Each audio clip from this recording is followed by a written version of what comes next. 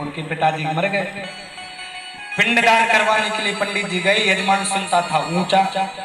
अब पंडित जी ने जैसे तैसे करके पंडित जी ने कहा, यजमान भगवान को अक्षत चढ़ाओ, यजमान भगवान को फूल चढ़ाओ। बोलते बोलते चिल्लाते चिल्लाते पंडित जी का गला बैठ गया। जब पूजा हो गई, पंडित जी ने कहा, देखो यजमान जी, या तो ये पिंड ले जाकर के नदिया में विसर्जन कर दो, या इन पिंडों को ले जाकर के अपनी गऊ को खिला दो। या तो यह पिंड ले जाकर के नदिया में विसर्जित कर दो, या गौ माता को खिला दो, गऊ को खिला दो। अब यजमान सुनता था ऊंचा। पंडित जी ने कहा कि गऊ को खिला दो, इसने सुन लिया बहू को खिला दो।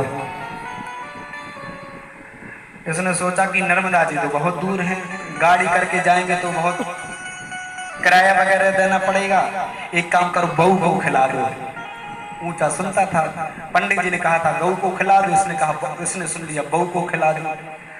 घर आया, जो 90 साल की बहू बैठी थी उससे कहा, बहू पंडित जी ने कहा ये पिंडा खाओ, और जब तक आप इन पिंडा को नहीं खाओगे पिताजी की मुक्ति नहीं होगी।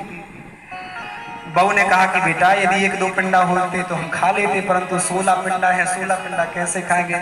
अरे बहू खाना पड़ेगा तभी जाकर के पिताजी की मुक्ति होगी।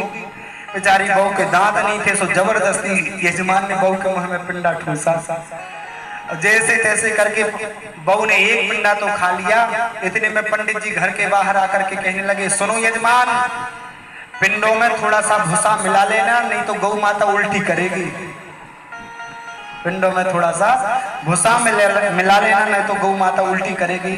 इसकी बहू ने सुना, गुरु जी ने कहा था, पंडित जी ने कहा था कि गौ को खिला देना, और उसने मुझे बहू को खिला दिया है। ऐसा भी हो सकता है